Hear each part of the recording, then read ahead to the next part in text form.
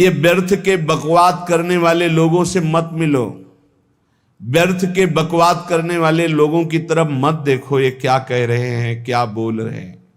और तुम भी व्यर्थ का बकवाद मत करो। अपने समय को कीमती मान करके निरंतर प्रिया प्रीतम का नाम जप करो, उनके गुण लीला गाओ, उनकी सेवा में रहो।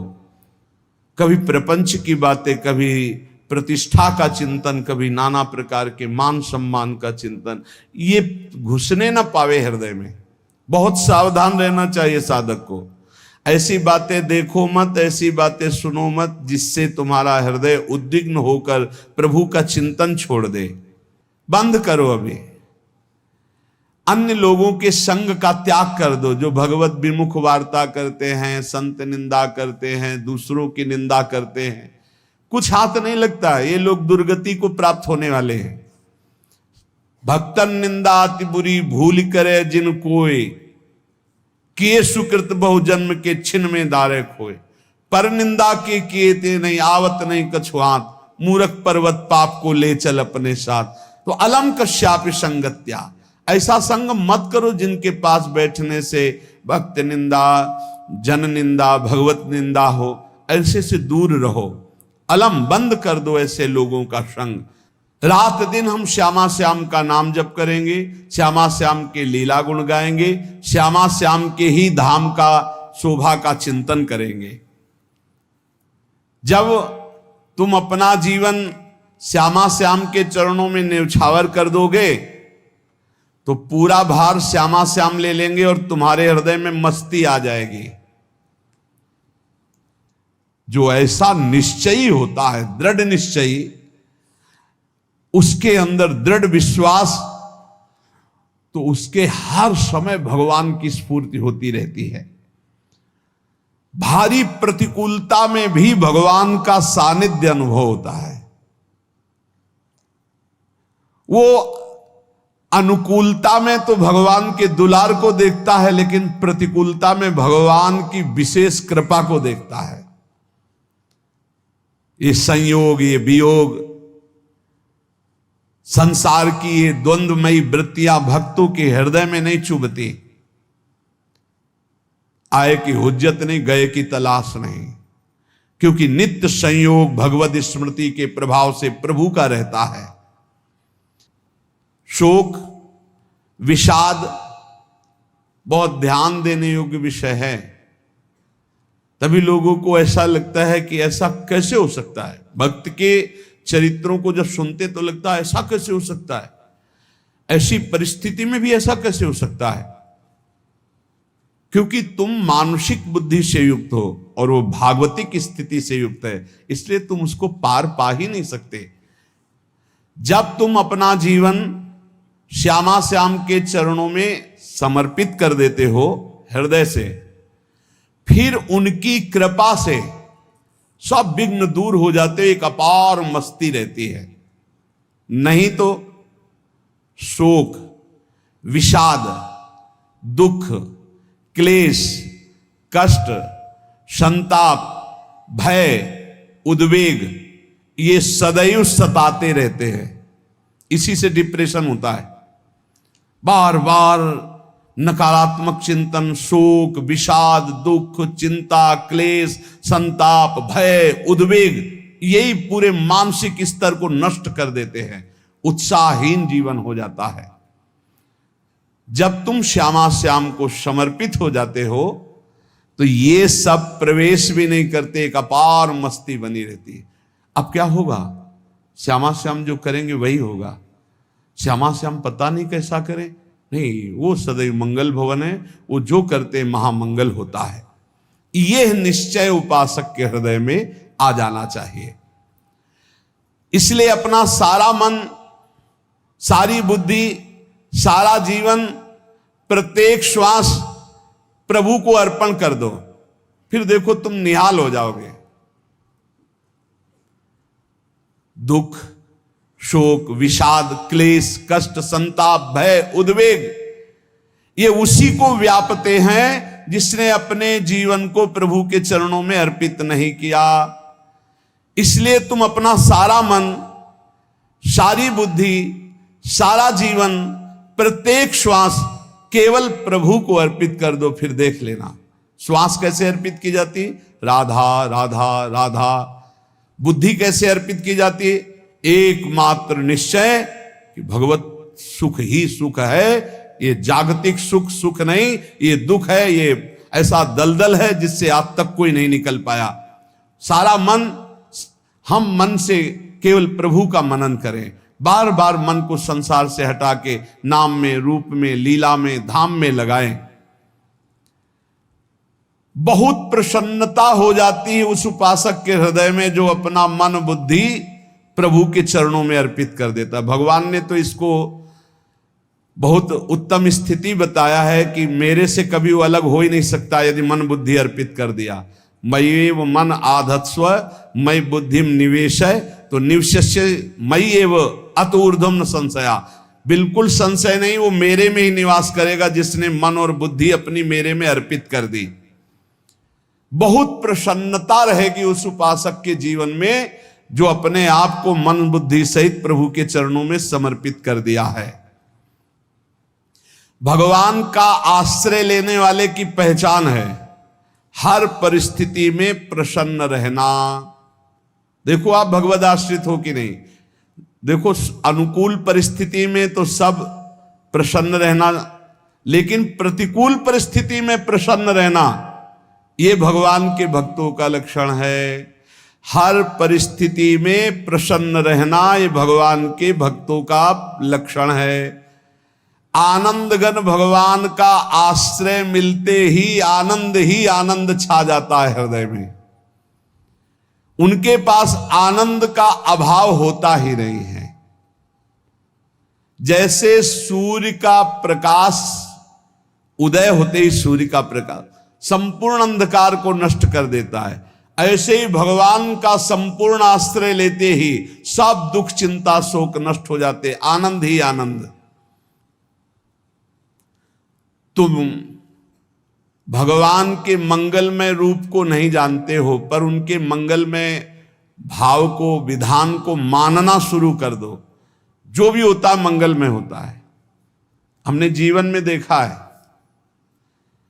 अगर इधर कोई बहुत बड़ा सुख दिया तो देर नहीं लगेगी, 24 घंटे नहीं व्यतीत होंगे और ऐसे दुख दे देंगे, जिससे दोनों का समान भाव रख करके ना दुख में तुम भूलो प्रभु को, ना सुख में फूलो, सीधे भगवत मार्ग में चल। पूरे जीवन की बात देखा है।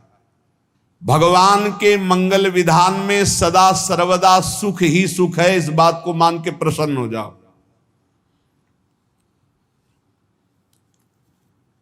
जब भगवान का भजन करने वाले की तन्मयता बढ़ती है भजन में, तो द्वेषी जन अपने आप तैयार हो जाते हैं। भक्त कभी किसी से द्वेष नहीं करता, अपने आप वो द्रोह करने लगते। तो नरसिंह मेहता जी से बहुत गांव के कई लोग थे जो जलते थे, ऐसे जलते थे कि अब क्या करें, कैसे मिटा दे नरसिंह मेहता जी को। अब उपाय तो मिल नहीं रहा था। तो एक दिन संतों की मंडली आई और उन्होंने कहा कि हम रास्ते में कोई चोर आदि धन ना ले ले, इसलिए यहां से किसी की हुंडी चलती है क्या द्वारिका में? पहले ऐसा था। बोले हाँ हमारे यहां बहुत बड़े सेठ हैं नरसिंह मेहता जी, पर आप कहोगे वो मना कर देंगे। कई बार कहोगे, अगर वो स्वीकार कर ले तो वहां। और उनका लक्ष्य था कि नरसिंह मेहता जी की तो खाने की भी सुविधा नहीं थी, हुंडी कहाँ की बात आई। उनका था कि जब वो ना कहेंगे तो संतजन नाराज हो जाएंगे, अगर हाँ कह दिया तो वहां हुंडी चुकेगी नहीं, तो संतजन अपने आप इनको शाप दे देंगे, अपराध बन जाएगा, ये नष्ट हो जाएंगे। संतों को भेजा नरसिंह मेहता जी ने, सबकी दंडवत की, चरण पखाड़े। तो उनका ये इतना रुपया है, द्वारिका में साधु सेवा हम करेंगे, वहां तुम्हारी हुंडी चलती है, तो आप अरे उनका आप कहाँ भूल रहे हो, यहाँ खाने की भी व्यवस्था। बोले हमें सब पहले से बता दिया गया कि आप मना करोगे, बार बार मना मत करो, हमें पता है। तो उन्होंने ठाकुर जी की तरफ देखा, बोले क्या लीला है प्रभु, संतों से हम क्या कहें, ये ले रुपए। उस समय स्वर्ण की मोहरें चलती थी, बेच के बाजार से खूब उन संतों को पवाया, उन्हीं संतों की सेवा की। और उनका अपने सेठ का नाम तो बताओ जहां हमें जाके हुंडी मिलेगी। सेठ, सावल सा सेठ। संत जन गए वहां, पूछा कि नरसिंह मेहता जी का जिन सेठ से परिचय, उनका नाम सावल सा सेठ, उनकी गद्दी कहां है? तो जो कुछ भक्त थे वो द्वारिकाधीश की तरफ संकेत करते कि वही हैं। बोले नहीं नहीं, वो सेठ है, उनकी गद्दी चलती। पूरी बाजार में कहीं कोई। अब संत जन एकांत में होकर के बहुत विचलित हुए, क्या हमारे साथ धोखा हुआ? नरसिंह मेहता जैसा संत क्या धोखेबाज हो सकता है? देखो, संशय तो बहुत विचित्र होता है, बड़े बड़ों को संशय हो जाता है। जब भगवती सती जी को संशय हो गया, राम जी को, हे खग हे मृग हे मधुकर श्रेणी, ऐसा पूछते हुए कि सच्चिदानंद कैसे हो सकते, तो किसी को हो सकता है, क्योंकि वो बुद्धि की अधिष्ठात्री देवी है। जो ही उनके मन में ऐसा आया कि क्या हमारे साथ धोखा हो रहा है, इतने में ही देखा जय हो सावल सा सेठ की। होगा सावल सा सेठ, तो देखा बढ़िया मुनीम जी उनके साथ, तो सेठ बस्ता लिए हुए मुनीम जी, सरकार इधर से चलो। तो उनका सावल सा सेठ आपका नाम है? संतों ने कहा। बोले हाँ। बोले नरसिंह जी? हाँ। बोले आपकी हुंडी आ गई है। हुंडी एक कागज में लिखा कि ये हमारे सेठ जी को दे देना। वैसे लोग मुझे माखन चोर कहते, कोई कुछ कहता है, लेकिन आपने सेठ बना दिया। जब आपने सेठ बना ही दिया तो आप कभी परवाह मत करना तुम। और ये सेवक आपकी सेवा में सदैव तत्पर है, भगवान ने ऐसा लिखा। जो भगवद आश्रित है, एक बार ये चलता रहता है, जो संत जन होते हैं उनके विरोधी अपने आप बन जाते हैं, किसी से कोई मतलब नहीं, अपने आप विरोधी बन जाते हैं। कबीरदास जी का पूरी काशी में यश था। भजन करने वाले महापुरुषों का यश बढ़ता है जब, तो जो भजनहीन होते हैं उनके हृदय में जलन पैदा हो जाती है और वो उनको विविध प्रकार से फंसाना चाहते हैं, उनको कष्ट देना चाहते हैं। तो कबीरदास जी के यश को धूमिल करने के लिए कुछ ब्राह्मणों ने एक रचना रची, मुड़ मुड़ा के कबीरदास जी के शिष्य बन करके पूरी काशी के सब आश्रमों में निमंत्रण दे आए। कल भंडारा है, संत सेवा है, सबने स्वीकार किया। कबीरदास जी अपनी दिनचर्या करके निकले तो संत मंडली आने लगी। बोले कै बजे सेवा है? साधु सेवा। बोले कौन सी साधु सेवा? बोले कल आपके शिष्यजन निमंत्रण दे के आए, पूरी काशी के सब संत आ रहे हैं। कबीरदास जी ने कहा यहाँ तो एक की भी व्यवस्था नहीं, पूरी काशी के संत आ रहे। अच्छा, समझ में आ रहा है, लीला बिहारी तुम लीला करना चाहते हो। गए अपना निकल गए गंगा किनारे, एक झाऊ के नीचे बैठकर अपना भजन ध्यान में मगन है। 11-12 बजे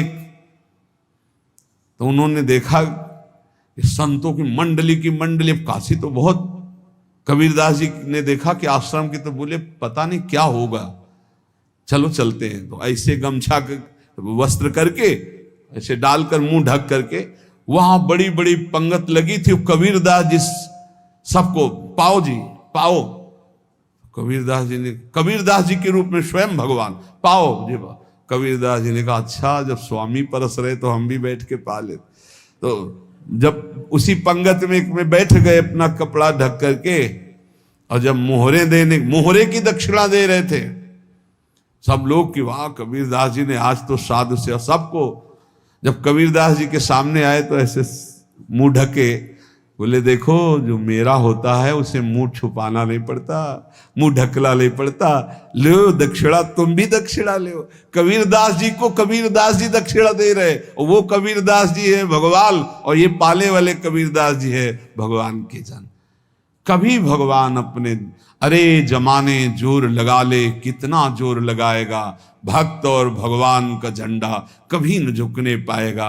बिल्कुल चिंता, शोक, भय, उद्वेग रहित जीवन भगवद आश्रित। तुम भगवान के मंगल विधान में सदा सर्वदा प्रसन्न रहो। अब ये विचार कर लो कि भगवान जो करेंगे तुम्हारा मंगल करेंगे। अब थोड़ा ऐसा बीच में लगता है कि अमंगल हो रहा है क्या, लेकिन पक्का समझो बहुत बड़ा मंगल उनका विधान होता है। बहुत ही उत्तम मंगल होता है भगवान के शरणागत का। भगवान हमारे विचारों वाले नहीं हैं, हमारे विचार प्राकृतिक है, भगवान के विचार चिदानंदमय हैं। वो अपने विचार से हमारा मंगल करते हो, हम अपने विचार से मंगल चाहते हैं। भगवान के विचार से मंगल ही हमारा होगा, इसलिए कभी हमको चिंता शोक भय नहीं करना चाहिए। भगवान की ओर से कभी तुम्हारे लिए ऐसा विधान नहीं होगा कि तुम दुखी हो जाओ, बस तुम्हारी सोच हो सकती है, उसका परिणाम बहुत मंगल होगा। जगत की ओर से निराश हो जाओ, किसी से आशा मत रखो, फिर आप देखो आपका जीवन कैसा आनंद में व्यतीत होता है।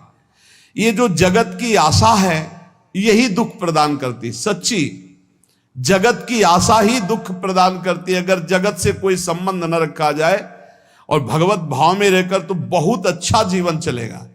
अपने कर्तव्य का पालन करो, परिवार को भगवत स्वरूप मानकर पोषण करो, किसी से कोई संबंध मत रखो, कोई आशा मत रखो, यही अध्यात्म सिखाता है। अपने आप भगवत स्वरूप, सबका व्यवहार मंगलमय और आपका जीवन मंगलमय। अपने घर में ऐसे रहो जैसे किसी अतिथि के घर में रह जाता है, चलना है यहां से जाना है। कौन रहता है अपने घर में अतिथि की भांति? भगवान का भक्त। जाना है यहां से, अपनी प्रिया प्रीतम के पास जाना। ये हमारा घर नहीं है, यहां तो हम समय व्यतीत कर रहे हैं, अपनी आयु व्यतीत कर रहे हैं भगवत आराधना करते हुए। हमें जाना है प्रिया प्रीतम के पास। वास्तविक घर भगवान का धाम है हमारा, वास्तविक घर वाले प्रभु हैं हमारे। जो नित्य सच्चिदानंद भगवान के चरणों में अपने चित्त को समर्पित करता रहता है, उसको यह अनुभव होने लगता है कि बड़ी कृपा है हमारे ऊपर, भगवान की बड़ी कृपा है हमारे ऊपर। सर्वसमर्थ परम सुहृद भगवान ऐसे भक्त के ऊपर हर समय वरद हस्त रखे रहते हैं। ये केवल प्रवचन नहीं, सच्ची बात मानिए। ऐसे भगवान का वरद हस्त हर समय रहता है। जब भगवान की छत्र छाया में भक्त अपने को देखता है तो आसपास घोर विपत्तियों का भी समुदाय हो तो भी वो आनंद में मगन रहता है।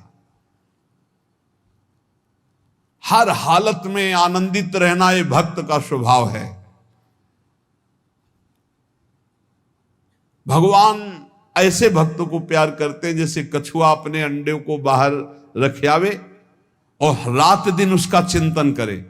जब भक्त भगवान को समर्पित होता है तो भगवान रात दिन उसकी ऐसे चिंतन सुरक्षा करते हैं। अभय, ये दैवी संपदा का पहला गुण है। ये भगवान के शरणागत पर जागृत हो जाता है, वो भयभीत नहीं होता, किसी भी उससे भयभीत नहीं होता। यही डर ही डरप हरिवंश हित, जिनो भ्रमय गुण सलिल पर। इस डर से डरते रहना चाहिए कहीं गुण रूपी पानी में फिसल न जाए, नहीं तो गलती हो सकती है। साधक सावधान रहे। ये अभय दैवी संपदा का सबसे बड़ा गुण है। जो भयहारी भगवान की शरण में आ जाता है तो उसके अंदर ये अभय प्रकट हो जाता है। अगर कहीं तुम्हें एकांत में भय लग रहा है, एक आदमी तो एकांतिक में आए थे, वो कह रहे थे कि हमें हर समय भय लगा रहता कि कोई हमारे पीछे है, अंधेरा तो लगता कोई खड़ा है, मैं जीना मुश्किल हो गया, ऐसा भय। देखो ये मन कैसा है, भगवान से विमुख होने पर कैसे डरवाता है। वो कह रहे हैं हर समय मुझे डर लगा रहता है, कोई सामने खड़ा है, कोई पीछे खड़ा है, ऐसा भय लगने लगता है। और जब भगवान की शरण में आ जाते हैं तो ये अभय स्थिति हृदय में जागृत हो जाती है। कोई भी भय आसपास आ ही नहीं सकता, यहां तक कि नरक का भी भय खत्म हो जाता है जो भगवान की शरण में है। महापापी भी पुण्यात्मा महान भक्तों के समान वो उत्तम गति को प्राप्त हो जाता है जो भगवान की शरण में हो जाता है। पर ये जो भोगों का आश्रय लिए हुए हैं, मनमानी आचरण कर रहे हैं, ये कभी उस अभय को जान ही नहीं सकते कोई अभय पद है क्या। इनको तो कदम कदम पर शोक भय और दुख की प्राप्ति होगी। कोई बचा नहीं सकता जो भोगों में लगे हैं, मनमानी आचरण कर रहे हैं। अगर निर्भय होना चाहते हो, परम सुखी होना चाहते हो, तो भगवान के शरणागत हो जाओ। सारे जगत को अभय दान देने वाले भगवान हैं। भगवान का एक प्रण है, ममपन शरणागत भयहारी। जो मेरी शरण में आ गया उसके भय का मैं नाश कर देता हूं। साधना में अवस्था मन की मानी जाती है कि आप कितने अच्छे साधक हैं। यदि आपका मन भगवदाकार है, हर समय भगवत चिंतन चल रहा है, आपके स्वप्न भागवतिक आ रहे हैं, आपके विचार भागवतिक हैं, तो आपकी अच्छी साधना हो रही है। और यदि आपके स्वप्न गंदे आ रहे हैं, क्योंकि स्वप्न में मन का ही सारा खेल होता है, और आपकी चिंतन वृत्ति वासनात्मक चल रही, तो अभी साधना का प्रभाव मन पे नहीं पड़ा है।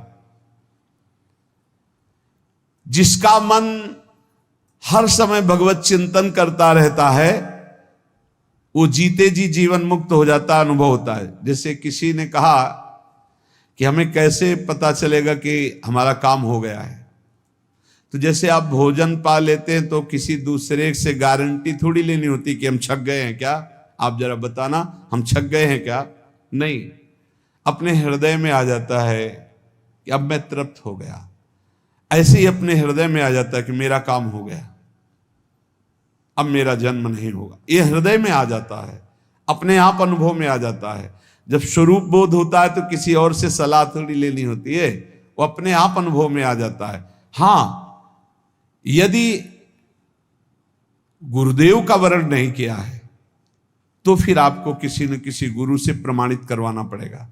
और अगर गुरुदेव का वर्ण किया है तो वही मंत्र, वही नाम, वही गुरु शरणागति आपको अंदर से पुष्ट कर देगी कि आपका काम हो गया है। विषय चिंतन करता हुआ मन विषय आसक्ति को प्राप्त होता है। विषय आसक्ति को प्राप्त हुआ मन बार बार जन्म, मरण और नरक को प्राप्त होता है। बस ये विषय चिंतन हटाना ही प्रमुख कर्तव्य साधना का है। बार बार मन को विषयों से हटा करके प्रभु के नाम में लगाओ, प्रभु के रूप में लगाओ, प्रभु की लीला में लगाओ। जहां भगवान प्रकट होते हैं वहां परमानंद की बाढ़ आती है।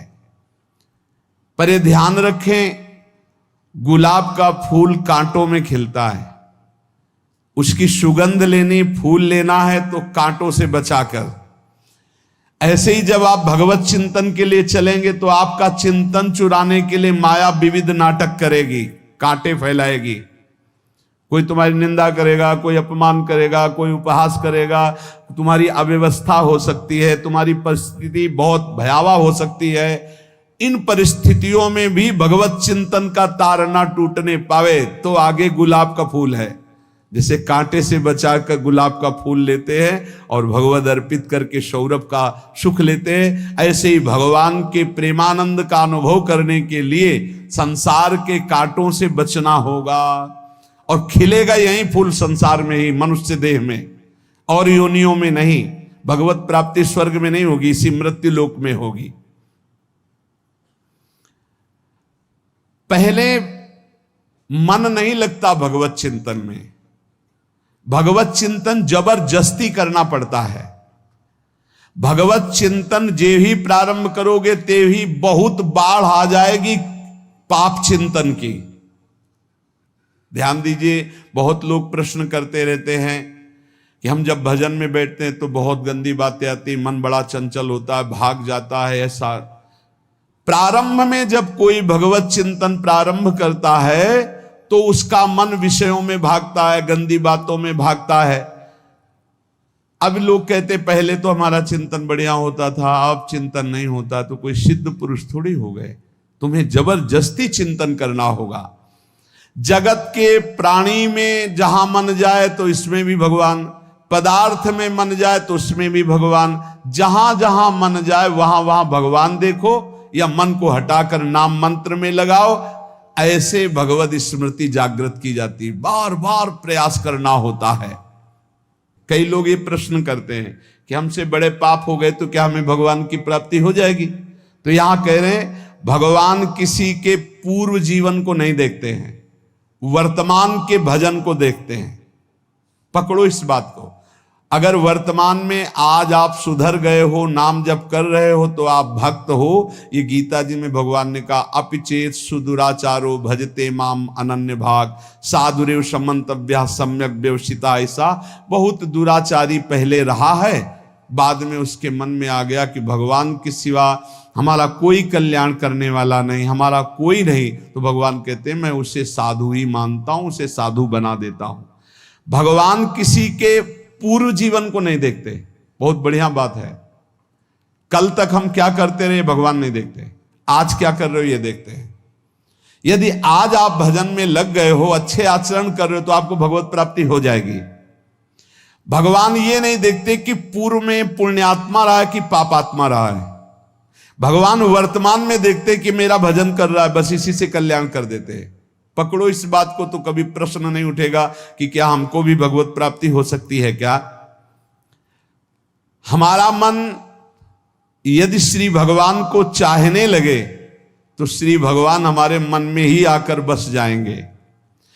भगवान की रूप माधुरी में मन डूबने लगेगा। यथार्थ सत्य, जो भगवान से थोड़ा भी प्यार करने लगे हैं, उनके हृदय में भगवान की उनकी भावना के अनुसार झलक आने लगी है। हृदय में प्रभु के आते ही अनंत जन्मों के संस्कारों का नाश हो जाता है। इसलिए तुम अपने पहले वाले घृणित जीवन को याद भी मत करो और उसको सोचकर जरा निराश भी मत हो। अमावस्या में घोर अंधकार रहता है, पर प्रातः काल में अंधकार नष्ट हो जाता है। ऐसे ही नाम का उच्चारण करते ही तुम्हारे जितने पाप अंधकार हो सब नष्ट हो जाएंगे। तुम चाहो कि एक क्षण भी प्रभु को ना भूलो। अब वर्तमान में ऐसी स्थिति बनाओ। जो प्रभु को नहीं भूलने की चाह करता है कि मुझे ऐसी स्थिति प्राप्त हो कि मैं कभी प्रभु को ना भूलूं, तो सच्ची मानो और कोई बात भगवान सुने ना सुने, ये बात जल्दी सुन लेते हैं। भजन की मांग करो तो बहुत जल्दी भगवान पूर्ण करते हो। भजन जिसका चलने लगा तो फिर लोक लोकांतर के सारी रिद्धियां सिद्धियां सुख वैभव तो उसके चरणों में लौटते हैं। जब हम प्रभु से प्रभु का स्मरण न मांगकर भोग मांगते हैं, तभी हमारा भजन रुक जाता है, भजन नहीं चल पाता। यदि हम प्रभु से केवल भजन मांगे तो विश्वास करो ब्याज में सब हो जाएगा। मूल भजन तो आपका बचेगा ही, ब्याज में लोक लोकांतर के भोग आपके चरणों में लुटते घूमेंगे। आप भजन करके तो देखो। अरे घिघियाने की जरूरत नहीं, किसी से मांगने की जरूरत नहीं, भजन करके देखो, सब ठीक हो जाएगा, सब अपने आप बन जाएगा। हम बहुत बड़ी भूल कर देते हैं कि थोड़ा भजन करके प्रभु से कुछ सांसारिक वस्तुएं, स्थितियां, परिस्थितियां बदलने की मांग कर लेते हैं, जिससे भजन छूट जाता है। प्रभु की स्मृति इतनी महान है कि जिन्होंने बैर भाव से प्रभु का स्मरण किया उनको भगवान की प्राप्ति हो गई। जैसे कंस आदि भगवान से बैर ही तो रखते थे, लेकिन भगवान की स्मृति रहती थी। स्मृति ने उनको भगवत प्राप्ति करा दी। स्मृति में महान सुख है, पर वो जब भक्ति रस से युक्त स्मृति होती तब माधुर्य रस, प्रेम रस का अनुभव होता है। कल्याण तो वैर भाव से स्मरण करने वालों को भी प्राप्त हो गया।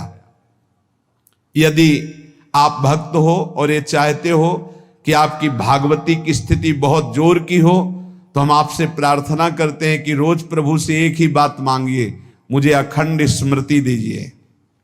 अर्जुन जी को पूरी गीता जी सुनने के बाद यही मिला, नष्टो मोहा स्मृति लब्ध्वा। स्मृति, प्रभु आप हम पे ऐसी कृपा कर दो कि हमारे हृदय में किसी और व्यक्ति, वस्तु, स्थान की स्मृति न रह जाए, केवल आपकी स्मृति रह जाए। ये चाह भगवान बहुत जल्दी पूर्ण कर देते हैं यदि उपासक हृदय से ये बात मांगे। भगवान की कृपा से ही ऐसा हो सकता है कि अखंड स्मृति ये कर्म फल से नहीं मिलती है। प्रभु के प्रति निर्भर होकर जो दैन्यता पूर्वक प्रभु से मांगता है और हर समय अभ्यास करता रहता है भगवत स्मरण का, उसको ये स्मृति मिलती है। और स्मृति मिल गई तो इससे बड़ी कोई स्थिति नहीं, हर समय भगवान का स्मरण। प्रभु से मन प्रतिपल नया नया स्वाद लेकर के आसक्त होता रहता है, नवम नवम। प्रभु कभी बासी नहीं होते। जैसे किसी व्यक्ति को देखो तो देखते देखते मन हट जाएगा कि देख लिया, बहुत सुंदर है, ठीक है, लेकिन वो एक दिन मन हट जाएगा। और प्रभु की सुंदरता नवम नवम है, प्रभु के नाम का स्वाद नवम नवम है, प्रभु की लीला का स्वाद नवम नवम है, प्रभु के धाम की शोभा नवम नवम है। जैसे आचार्य महाप्रभु हरिवंश चंद्र जी कहते, नयो नेह नवरंग नयो रस नवल श्याम वृषभानु किशोरी, नव पीतांबर नवल चूनरी, नई नई बूंदन भींजत गोरी, नव वृंदावन हरित मनोहर, नव चातक बोलत मोर मोरी, नव मुरली जो मल्हार नई गति, सब कुछ नया। तो नवम नवम प्रभु प्रतिपल नवम नवम प्रभु का रूप, प्रियाजू का नवम नवम, अबहीं और अबहीं और अबहीं और है। तो कहते हैं जब मन निरंतर स्मृति में डूबता है, तो जब प्रभु की रूप माधुरी प्रकाशित होती तो ऐसी नवम नवम कि कभी ये नहीं होता कि रूप बासी हो गया। ये वही रूप है जो हमने अभी देखा था, नवम नवम। इसलिए आनंद की उफान आती रहती है उपासक के हृदय में। ऐसी प्रियता, ऐसा आनंद बिना भजन के नहीं अनुभव में आएगा। इसलिए